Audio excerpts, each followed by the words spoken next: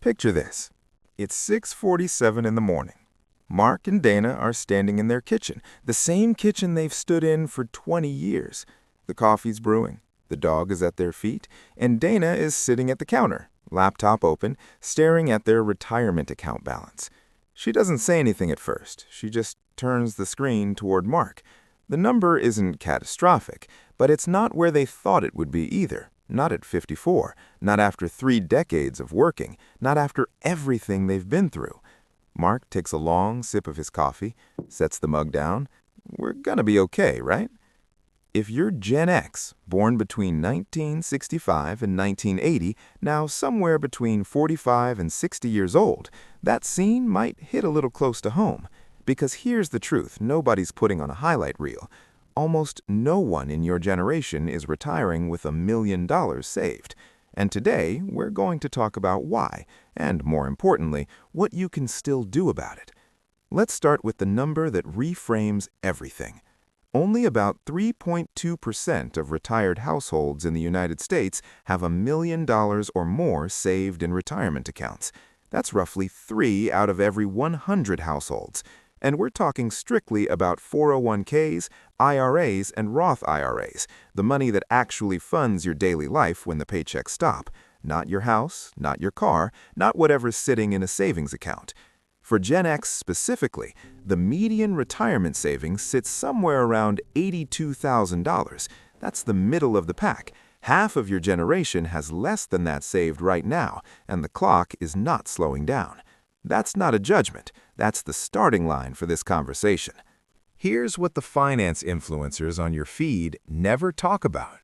Gen X didn't just fall behind. They got knocked back, repeatedly, by forces that had nothing to do with discipline or drive. First, 2008. Imagine sitting down to finally enjoy a dinner you spent years preparing, and someone yanks the tablecloth out from under it. That was the financial crisis for Gen X. It hit right when this generation was entering their peak earning and investing years. Portfolios evaporated, jobs disappeared, and many people pulled out of the market entirely, missing the recovery that followed. Second, the sandwich.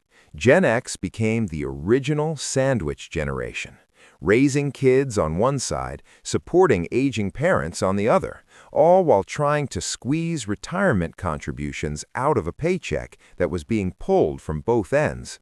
Something had to give, and too often it was the 401k. Third, the late start. Many Gen Xers entered the workforce before index funds were common knowledge, before employer matches were standard, before anyone was talking about compound interest on the internet. By the time the financial literacy wave arrived, a decade of prime compounding time had already passed. None of that is an excuse, but it is context, and it matters.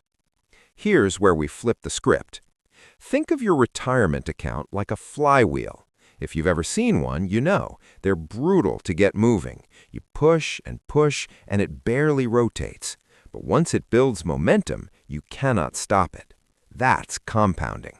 And the mistake most people make is quitting during the hard-to-spin phase. A Gen Xer at 52 with $150,000 saved still has a real runway. Max out your 401k. That's $30,500 a year if you're 50 or older, including catch-up contributions. And let the market do what it has historically always done over long stretches, and that flywheel starts moving faster than you think. The math hasn't failed you. The base is just finally big enough to feel it. So what does $1 million actually give you? Using the 4% withdrawal guideline, a $1 million portfolio generates roughly $40,000 per year before taxes, adjusted annually for inflation. On its own, that's modest, but stack Social Security on top, averaging around $24,000 per person annually, and a single retiree is suddenly looking at $64,000 a year. A couple, closer to $88,000. Add a paid-off mortgage, and that income stretches further than most people expect. The average retired household spends about $60,000 per year, Suddenly, the math is actually working in your favor. $1 million isn't a luxury pass, it's a freedom number. It means Mark and Dana can close that laptop without dread. Now, the elephant in the room. Gen X has a complicated relationship with Social Security. You've paid into it your entire career, but the projections are murky, the political conversations are exhausting, and trusting it fully feels like planning a picnic around a weather forecast. Here's the honest take. Don't count on it as your only safety net, but don't write it off entirely either. Build your own base and let Social Security be the bonus, not the plan.